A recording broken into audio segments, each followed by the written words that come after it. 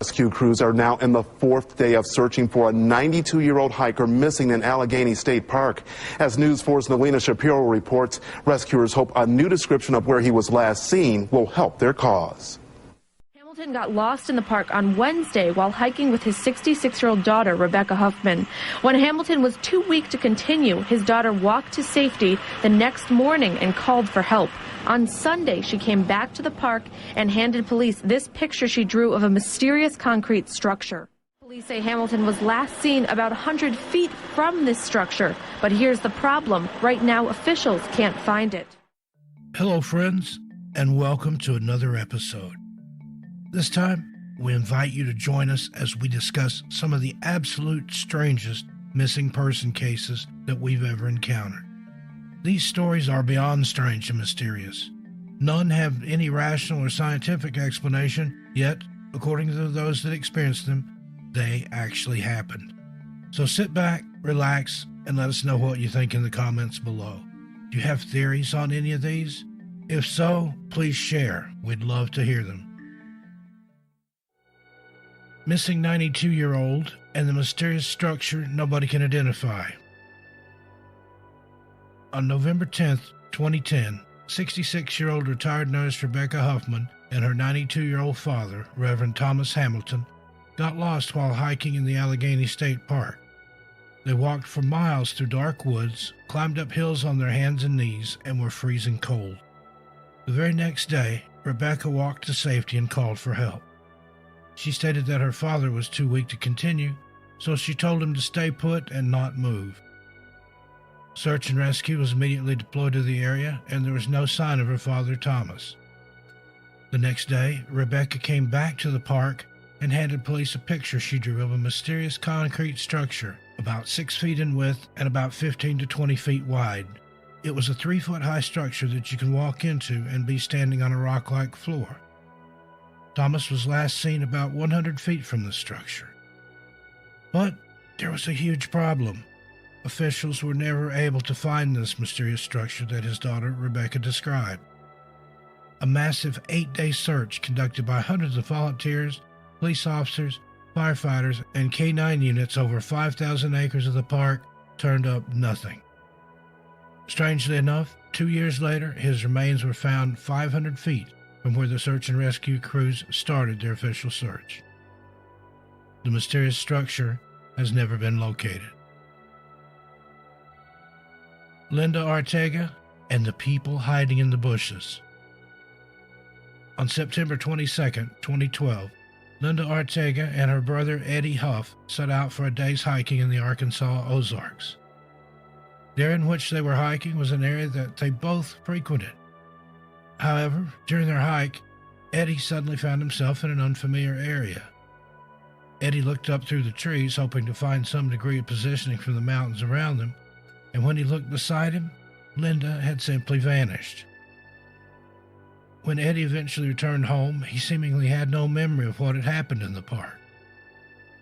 A search party was sent into the forest to find Linda, but with winter temperatures beginning to set in and having left with barely any supplies at all, hope was fading fast. Linda would reemerge from the forest almost a week later. She appeared shocked and unnerved by whatever incident had unfolded and led her here.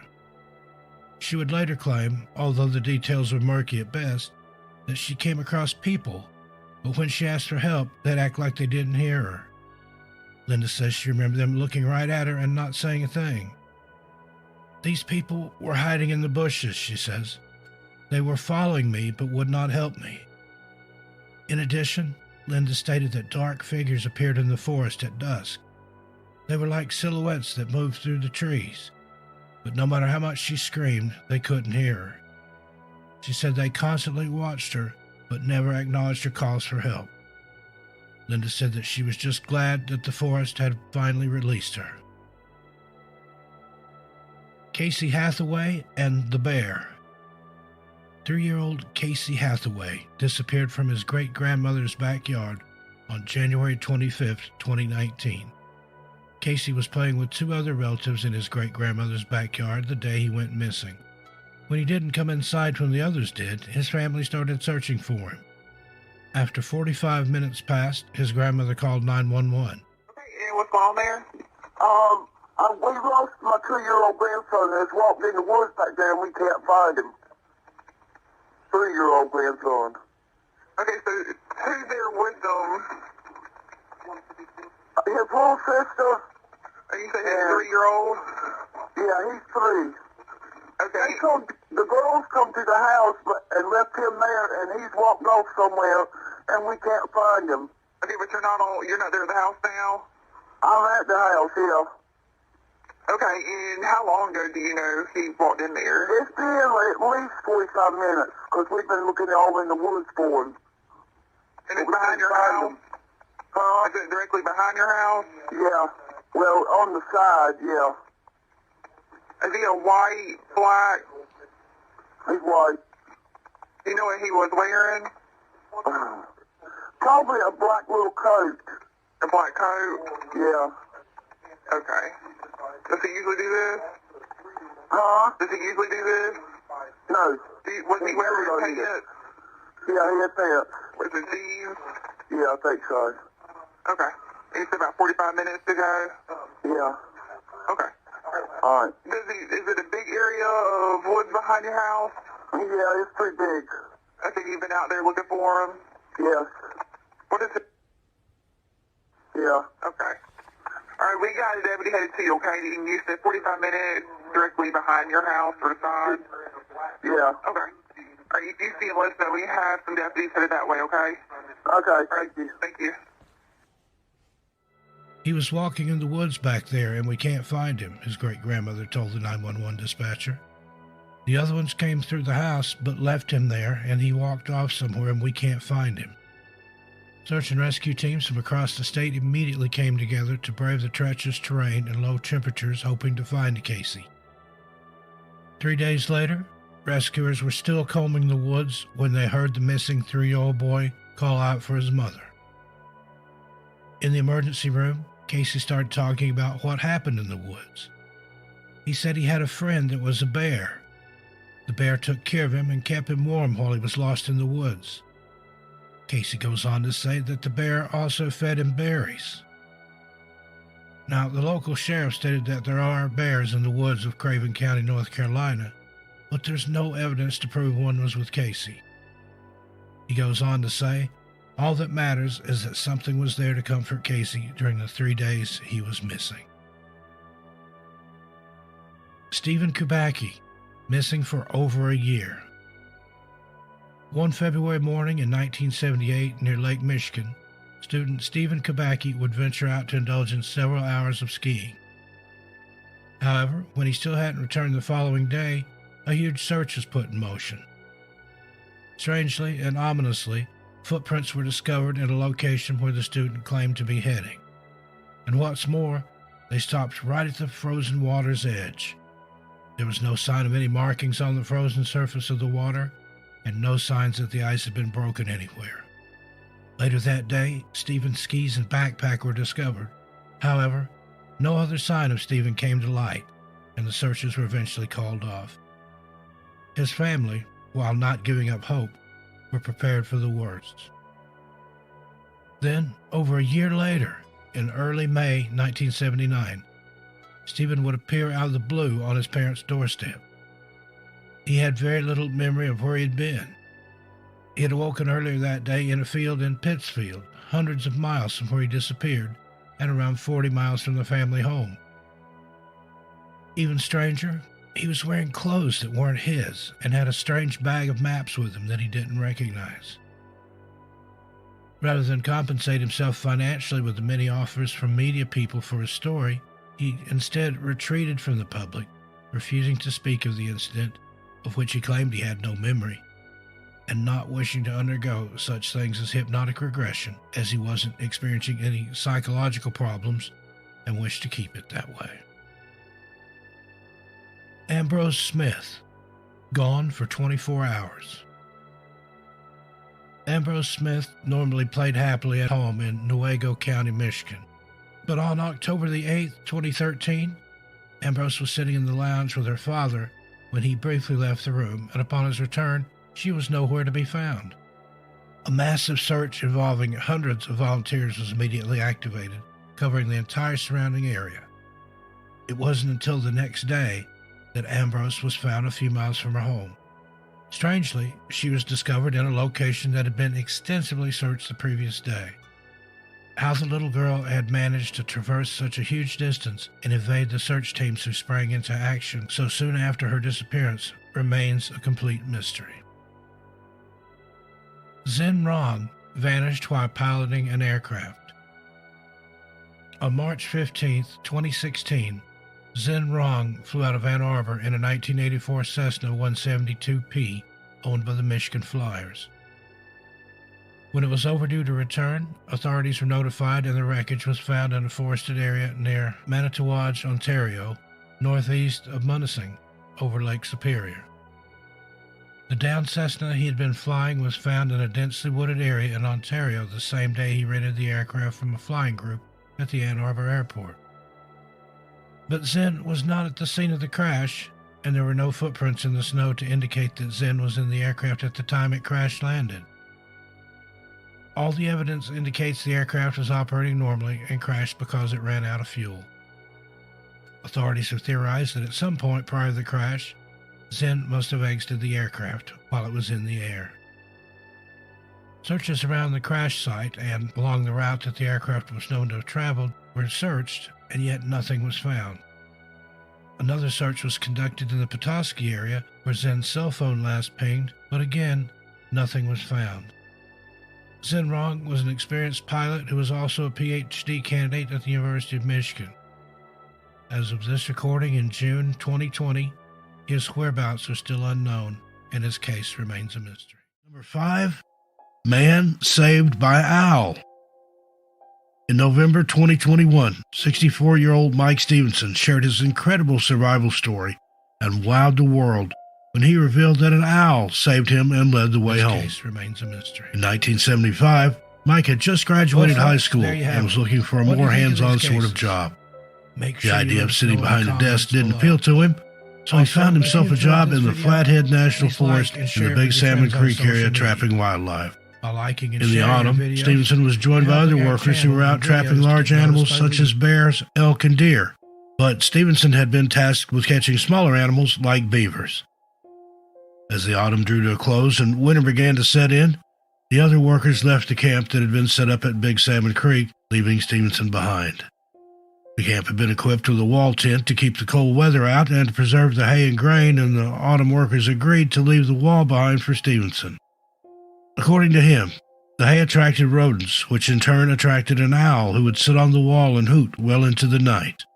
The owl stayed with the group, waiting each day for its catch before taking its position back on the wall. As the autumn workers and the hay left the camp, so did the owl, or at least Stevenson thought it had left. One cold November morning, Stevenson woke up and went about his day as normal, heading down to Big Salmon Lake to check his traps. As the day went on, the snow continued to fall, and soon Stevenson realized that he had lost his way. He told U.S. News, "It got to be late in the day when I was headed back to camp. The storm had dropped over a foot of fresh snow. About half a mile to a quarter mile from camp, it got too dark to see. I wasn't worried. I knew I was close to camp. I dug down in my pack for my flashlight, but it wasn't working. It was only my second winter back there, and I was still a rookie. I didn't have an extra bulb with me. I kept going, and I could not find that camp. I got completely mixed up, completely lost, and it was so discouraging because I knew the camp was so close." Stevenson continued to walk around, hoping to catch a glimpse of his camp, but he saw nothing. He kept moving to keep his body temperature up, but the cold quickly took over. Desperate, Stevenson prayed to God for help, and that's when he heard it. An owl hooting in the distance, the same hoot that he had heard hundreds of times at this camp. In a last-ditch attempt to save himself, he began following the direction of the hoots. Using the last of his strength, he followed the hoots as they changed direction abruptly, confusing him even more. Eventually, Stevenson came across his camp and was able to make a fire and get into his tent. The next morning, after the snow had settled, Stevenson retraced his steps and noticed that the direction of the hoots had changed because the owl had taken him around a large drop near Big Salmon Creek. Stevenson credits the owl for saving his life that night, saying that without its hoots, he surely would have perished in the elements. He also told U.S. News, "A few years back, I was transferred the right to keep a Blackfeet pipe. Through the pipe, through ceremony and talking with elders, I'm learning a little bit about the unseen in the natural world around us. I've learned that the Creator will sometimes send us help in unusual ways. That night, it came in the form of a medicine owl." Number 4. Woman sues California over Bigfoot. Crestline, California resident Claudia Ackley made headlines in 2018 when she announced that she was suing the state of California in the San Bernardino Superior Court for being derelict in their duty to acknowledge the existence of Bigfoot. On March 27, 2017, Claudia and her 2 children were hiking in the San Bernardino National Forest near Lake Arrowhead when they came across something bizarre. As dusk was rolling in, the trio was making their way through the winding paths when suddenly they froze in fear. In the distance, amongst the trees, they spotted a large, shadowy figure. Claudia was convinced that she and her daughters had just run into Bigfoot and ordered one of her daughters to pull out her phone and film it. She told the Press Enterprise, "He looked like a Neanderthal man, with hair all over him. He had solid black eyes. He had no expression on his face at all. He did not show his teeth. He just stared at the 3 of us." The 3 made a quick dash for safety, and while doing so, Claudia said that 2 other similar creatures ran off into the trees. The 3 left, and Claudia immediately reported what they had seen to the nearest forest ranger. The forest rangers insisted that Claudia had seen a bear and dismissed her claims. This enraged Claudia, who was a Bigfoot researcher and fanatic, so she decided to sue the state and claim that they were negligent in their duties to keep the public safe. She told the Press Enterprise, "People have to be warned about these things. They are big. We're totally vulnerable to these things." Claudia presented the video she took as evidence along with a plaster mold of a Bigfoot footprint that she obtained from Washington State. She also claimed that she planned on presenting evidence from wildlife biologists, wilderness experience, and DNA evidence from a supposed Bigfoot hair sample. By March of 2018, the courts had dismissed Claudia's case after her legal team advised her to drop the lawsuit. She told the San Jose Mercury News, "The attorneys wanted me to stop it and then for them to rewrite it. I only get one chance and I must do it correctly in order to proceed." There have been no further updates, and it's unknown whether Claudia is going to proceed with her lawsuit in the future, but if we hear anything, we'll report it in a future episode. My daughters were about 10-20 feet behind me, and as I turn around, I'm looking straight, and I see the creature on that tree. So what I do is I continue walking closer to try to tell myself, am I seeing a shadow, a tree stump? At that point, I see his head turn, so I know that I'm not looking at a shadow. And this is where I stop, and this is where everything pretty much happened. This is where my daughter videotaped from your angle to the tree right over here. I swear to God. Mom? I see it. Is it by the tree? Yeah. In the shoulder? Yeah. Whoop. I want to go home now. Did it move? Yes. Mom. He weighed about 800 pounds. He had hair all over him, orangutan color. He also did not show his teeth, but he had black solid eyes. And this is where he was at. My daughter saw 2 of them running at this point, where we have a 13-inch print in this area, and they run back here with the big guy. So there was a total of 3 Sasquatches that day. At that point, he started rocking back and forth, and that's when I knew it was time for us to go. So, okay, so then this is where his body weight was on that limb right there. As you can see. I didn't know my daughter was videotaping the creature as I was standing right here, face to face with him. Number 3, Valley of the Headless Men. Hidden deep within the northwestern territories of Canada lies a national park that has picked up a disturbing reputation. The Nahanni National Park has earned the nickname of the Valley of the Headless Men, as amongst its sprawling natural beauty, it's rumored that men go missing and are found much later, but with their heads missing. The Nahanni National Park is only accessible by plane or boat and attracts some of the most hardcore hikers and explorers there are out there. The park gets its name from the Dene language, a group of indigenous people who live in the Northwestern Territories and the Arctic regions of Canada. Unfortunately, it has picked up another not-so-beautiful name in the last few centuries. The legend begins in 1927 with Raymond Patterson, a British explorer who received a chilling warning before he embarked on the adventure of a lifetime. Patterson was told, "Men vanish in that country, and down by the river, they say it's a damn good country to keep clear of." This warning came after Frank and Willie McLeod visited the park for the second time in 1905. The first time, they had made it out alive, but the second time around, they wouldn't be so lucky. When the brothers failed to return home, a search party was sent for them, and years later, their headless skeletal remains were found. This wouldn't be the last time that men would wander into the park, only to be found headless years later. Throughout the 20th century, intrepid explorers visited the park looking for gold and other resources, never to return. When the RCMP investigated their disappearances, they found their remains.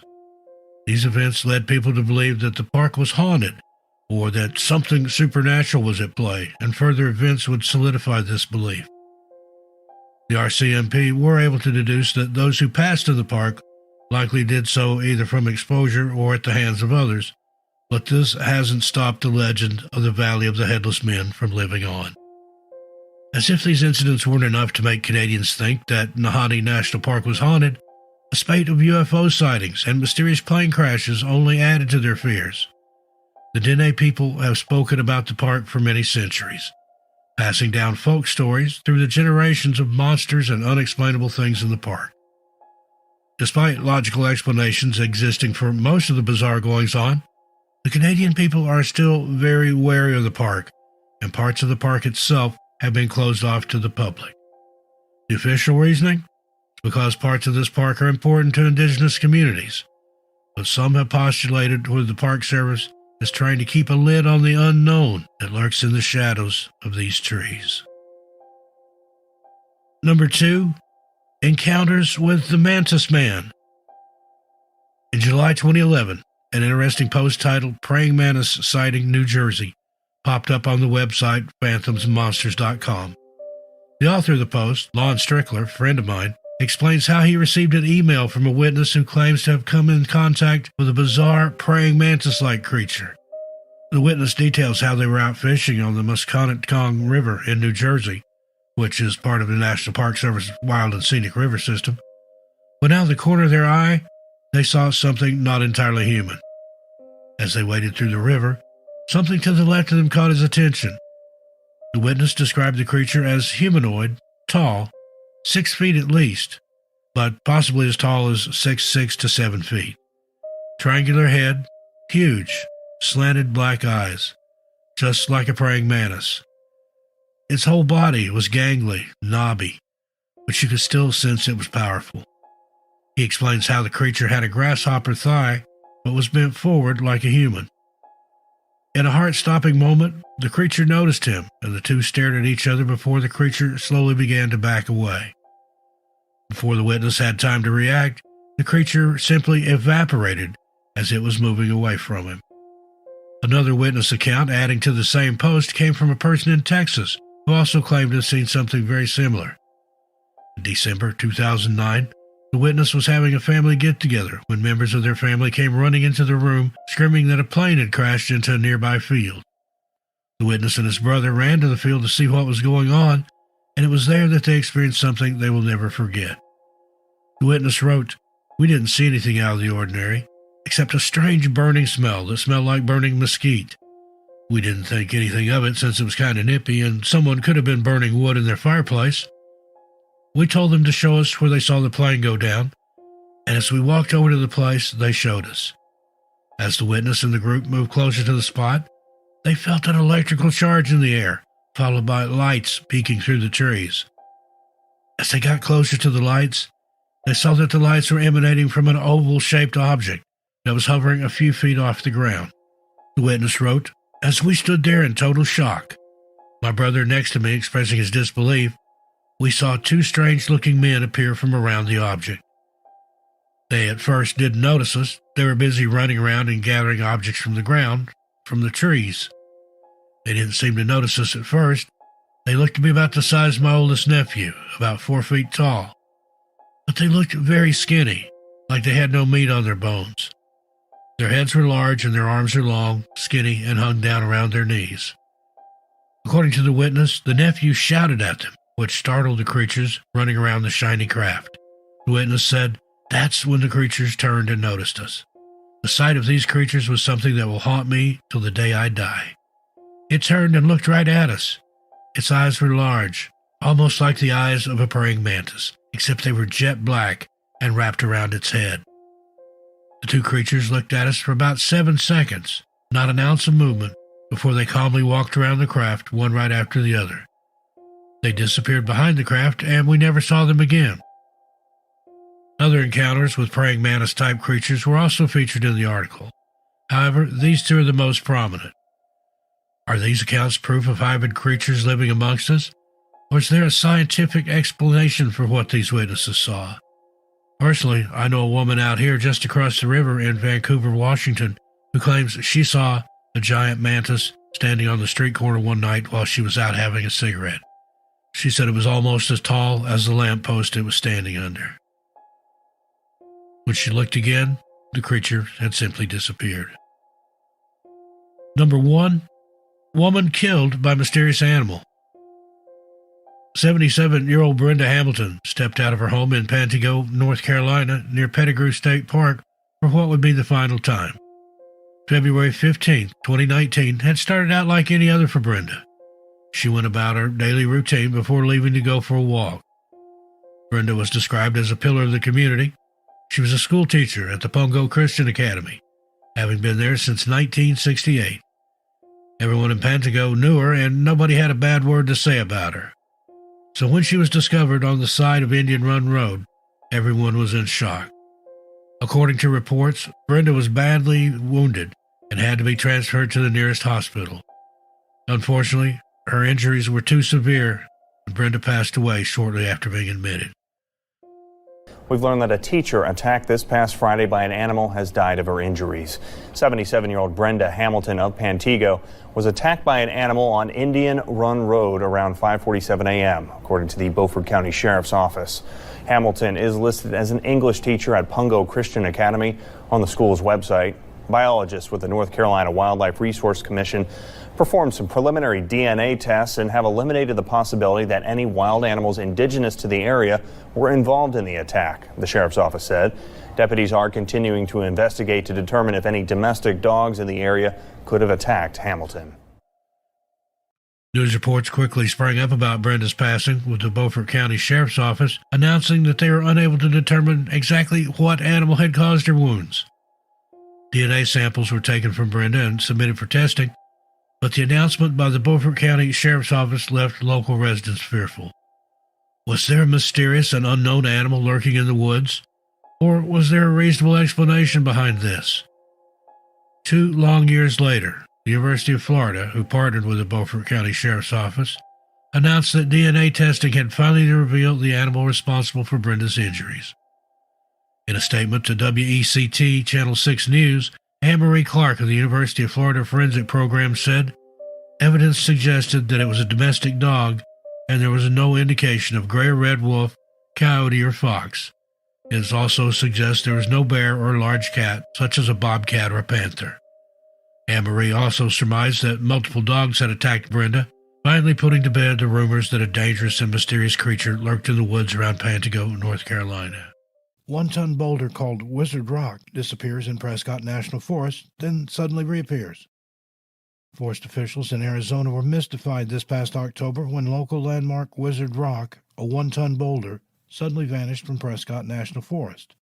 The Wizard Rock, a distinctive black boulder marked with striking lines of white quartz, is a well-known local landmark along State Route 89 in Prescott National Forest near the center of Arizona.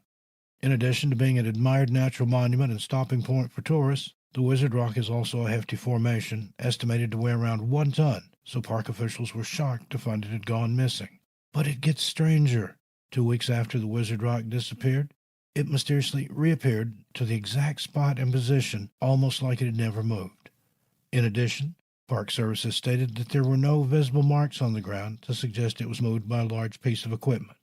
As of December 2019, the disappearance and reappearance of the Wizard Rock remains a mystery.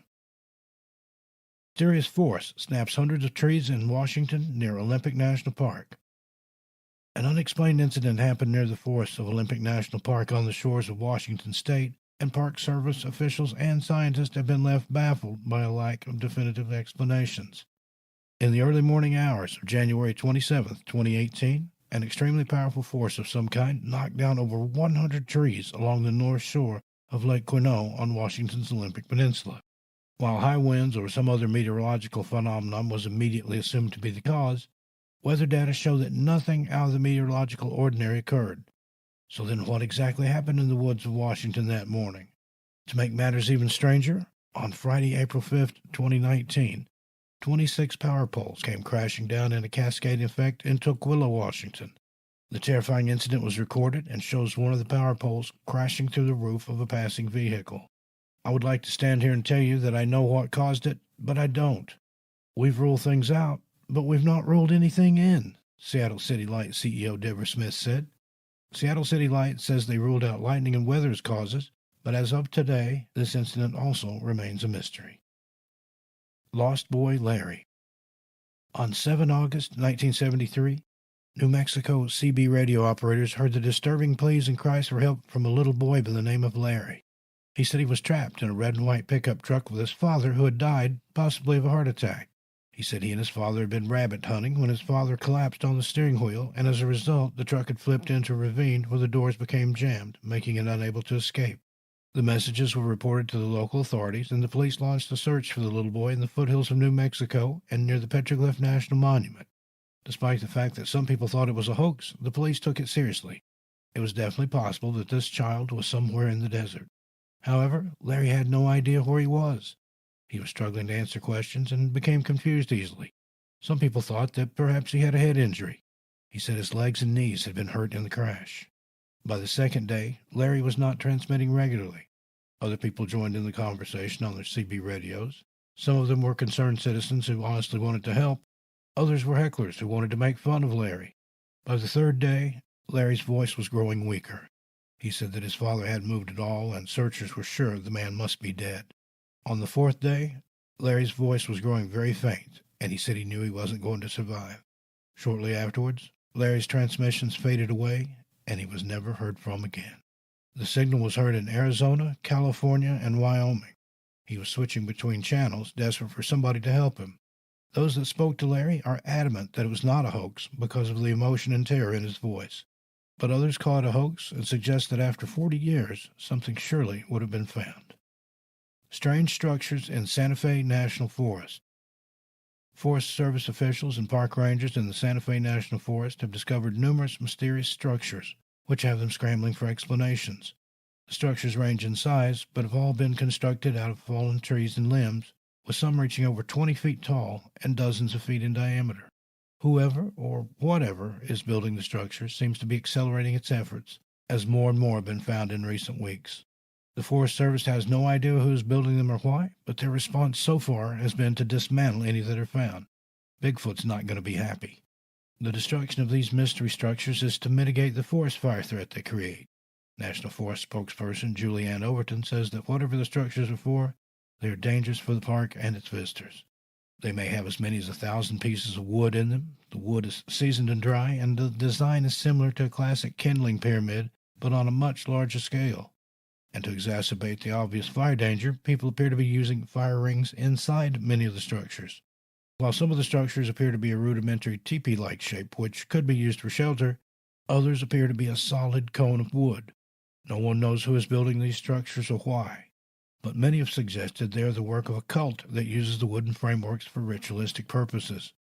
Others claim that Bigfoot is responsible for the structures, saying that some of these logs are so large and heavy that no human could possibly lift them alone, or even with the help of others. Secret base for man-eating aliens being built in Tonto National Forest. The United States Department of Agriculture has released a number of files about alleged alien and UFO activity on land managed by the U.S. Forest Service. The U.S. Forest Service data was obtained by John Greenwald, founder of the Black Vault website, who obtains and publishes formerly confidential official data on aliens and UFOs. Records of the service's Southwestern Regional Office in Albuquerque, New Mexico, detail a bizarre call from an alleged witness to the construction of an alien base in the Tonto National Forest near Phoenix, Arizona.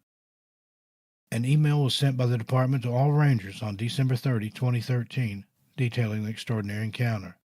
The email said, David received a call this morning at the front desk from a mail caller reporting the construction of a secret government installation upstream from the Salt River Canyon past Pinal Creek, upstream from Roosevelt Lake. Caller claims to have seen construction cranes coming out of the side of the cliffs, miniature stealth planes and UFOs, aliens and people working together at the site, and aliens eating people. He found a severed head and claims to have pictures of some of this stuff. Caller reported that he is 60, not crazy, and doesn't do drugs. He said he had already called the office at the lake, but he didn't know if those people were turning the other cheek or maybe those people had been paid off. The records do not detail if any action was taken in response to the strange tip-off, but the email added, Please let me know if there are any talking points to be developed. I'm sure the Phoenix media will be all over this. P.S. David and I aren't doing drugs either.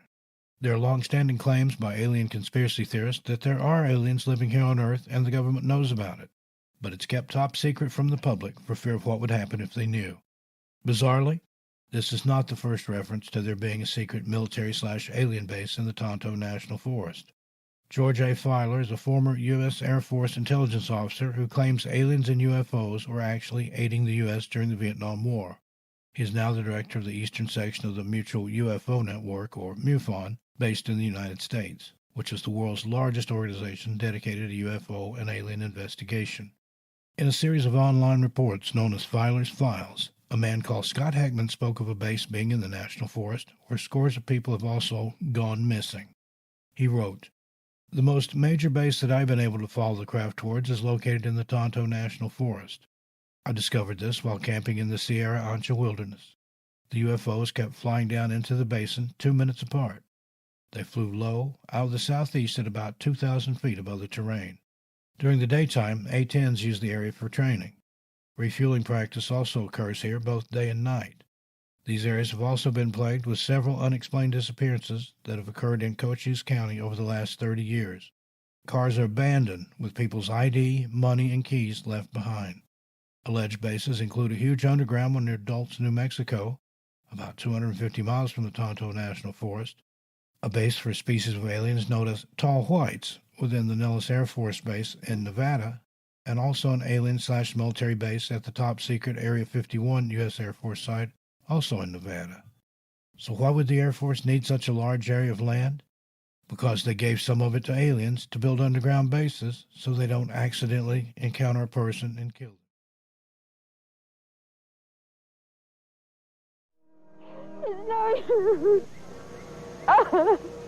Mom! Here I am! Up here! Here I am! Up here! David! Hello, friends, and welcome to another episode. This time, we invite you to join us as we discuss some of the absolute strangest missing person cases that we've ever encountered. Do you have theories on any of these? If so, please share. We'd love to hear them.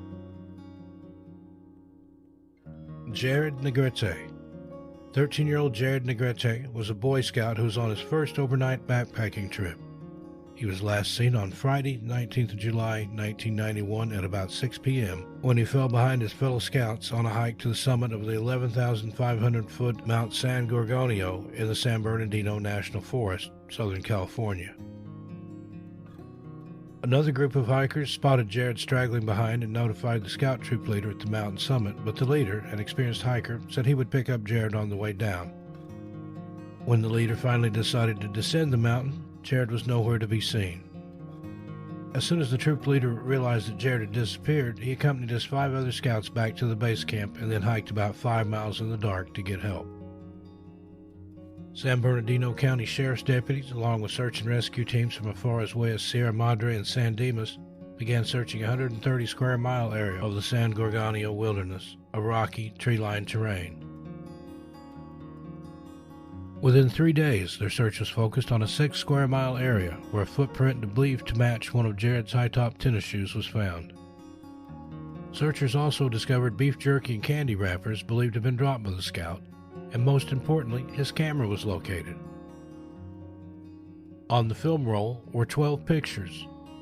Most of the photos were landscape scenes apparently taken before Jared went missing, but the final picture on the roll of film was a photograph of the scout's eyes and nose, taken with the aid of the camera's flash, possibly at night after he disappeared. Family members said it appeared Jared had pointed the camera at his face and snapped the picture. It seemed possible that the boy had lost the camera while sliding down a portion of the mountainside. At least 70 officers, some of whom were lifted by a helicopter into the forest, and horseback riders as well as helicopters with infrared were deployed. Over the next 2 weeks, as many as 3,000 people had logged 45,000 hours scouring 50 square miles of the San Bernardino National Forest from Angeles Oaks to Whitewater Canyon. Almost 30 years later, no other clues to Jared's disappearance have surfaced, and he remains missing.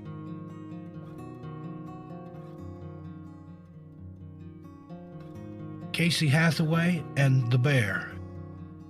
3-year-old Casey Hathaway disappeared from his great-grandmother's backyard on January 25, 2019. Casey was playing with 2 other relatives in his great-grandmother's backyard the day he went missing. When he didn't come inside when the others did, his family started searching for him. After 45 minutes passed, his grandmother called 911. "He was walking in the woods back there and we can't find him," his great-grandmother told the 911 dispatcher. "The other ones came through the house but left him there and he walked off somewhere and we can't find him."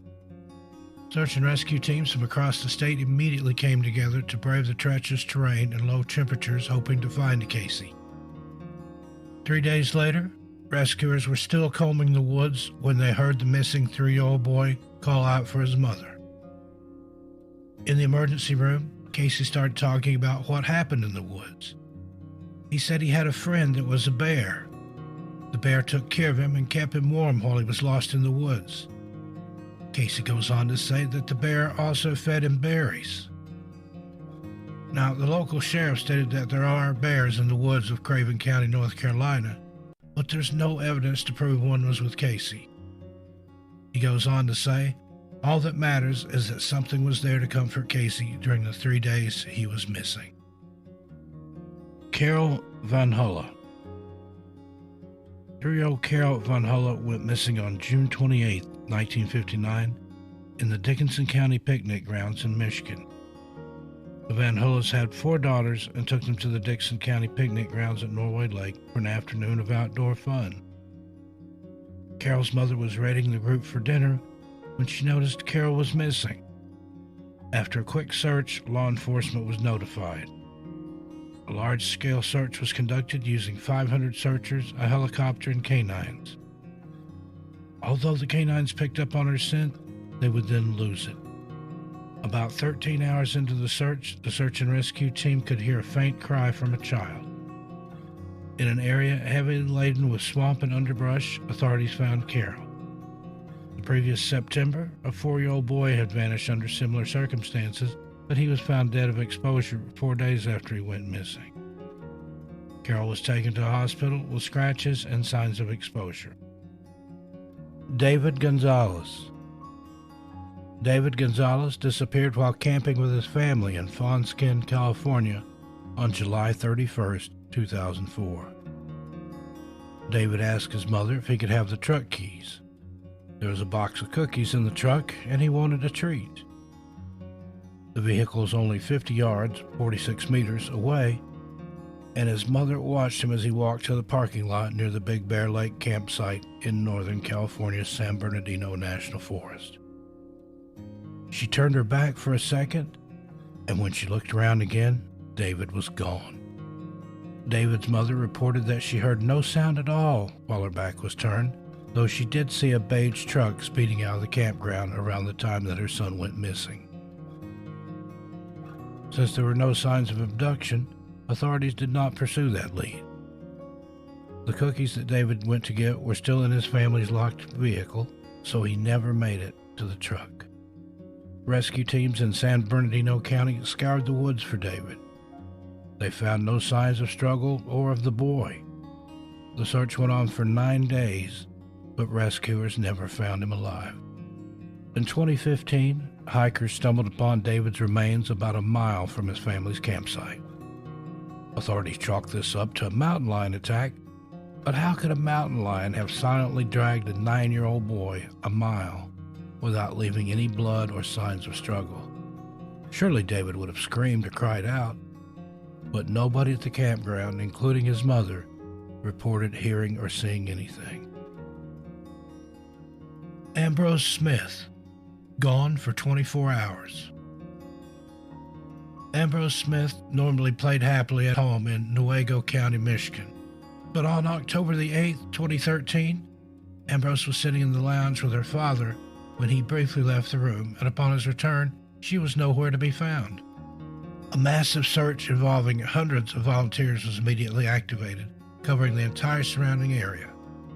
It wasn't until the next day that Ambrose was found a few miles from her home. Strangely, she was discovered in a location that had been extensively searched the previous day. How the little girl had managed to traverse such a huge distance and evade the search teams who sprang into action so soon after her disappearance remains a complete mystery. Katherine Vanhala. 8-year-old Katherine Vanhala disappeared from Devil's Den State Park near Arkansas's Ozark National Forest when she and her family were camping. Katherine apparently was playing with her brothers when she wandered off and got lost. What makes Katherine's disappearance remarkable is she was found 6 days later. When found, she was wandering the woods and was eerily calm. University of Arkansas student Porter Chadwick was part of the search party that found Katherine. He told the Pittsburgh Press that when he found her, she walked stoically out of a cave and just said, "Here I am." Many other hikers have gotten lost in that part of the Ozarks and haven't been as lucky as Katherine. A grown woman was lost there for 17 days and died just 50 yards from the road. How did Katherine survive in the woods for 6 days? Did someone take her only to return her 6 days later? Or is there an explanation to this story that we simply can't comprehend? Either way, someone or something might just be lurking in Devil's Den. Larry Jeffrey. In 1966, a young boy by the name of Larry Jeffrey disappeared near the peak of 12,000-foot Mount Charleston in the Humboldt-Toyabe National Forest, just a short drive from Las Vegas. The search began immediately after Jeffrey wandered away from his brothers, and within days, the National Guard and a team of bloodhounds had joined the search. When Jeffrey disappeared, he was wearing light clothing, and authorities were doubtful that he could survive the cold temperatures of the desert at night. Searchers found and lost the trail a few times, and they discovered evidence that Jeffrey had been eating insects and foraged berries along the way. Overall, around 1,000 people searched for 16 days, but never found him. One searcher said it was as though Jeffrey had just walked into oblivion. Douglas Legg. On July 10, 1971, 8-year-old Douglas Legg was on a hike in the Adirondack Forest Santanoni Reserve when his uncle spotted poison ivy and told Douglas to put on long pants to protect himself. Douglas quickly headed back towards the family's cabin, which was a straight and short distance away, but he never returned. Now, unlike a lot of the kids who have gone missing in the national parks, Douglas was very familiar with these woods. His family owned the cabin where they were staying and described Douglas as a mini woodsman because they all hiked there together so often. Douglas' disappearance sparked one of the southern Adirondacks' largest search and rescue missions, with more than 600 people searching the woods.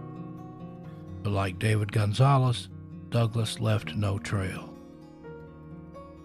Unlike in the Gonzalez case, though, rescuers used dogs in their search.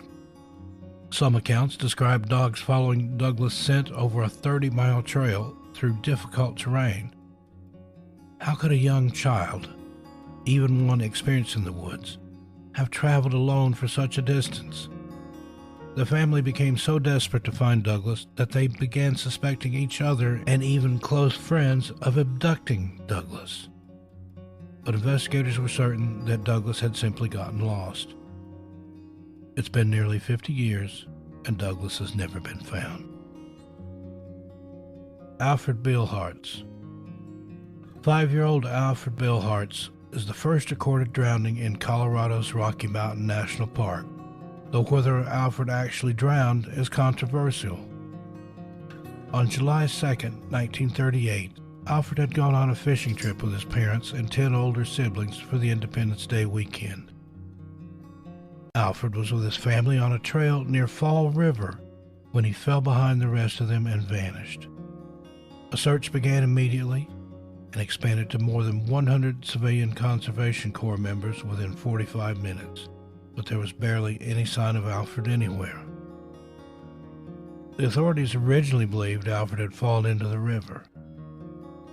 They dammed it up and dragged it for 6 miles, but didn't find any sign of him. Bloodhounds tracked Alfred's scent 500 feet uphill before they reached a fork in the trail and lost the scent. A couple hiking in another part of the park, 6 miles away and 2,500 to 3,000 feet higher in elevation than the spot Alfred disappeared from, reported hearing a cry and seeing a small boy resembling Alfred on a high ridge in a treacherous area called the Devil's Nest near the top of Mount Chaplin. By the time investigators arrived there a day later, the boy was gone. An extensive 10-day search involving 150 volunteers turned up no indication of the child's whereabouts. Due to the passage of time since Alfred's disappearance, his case is no longer being investigated. He was never found. John Doe and his robot grandma.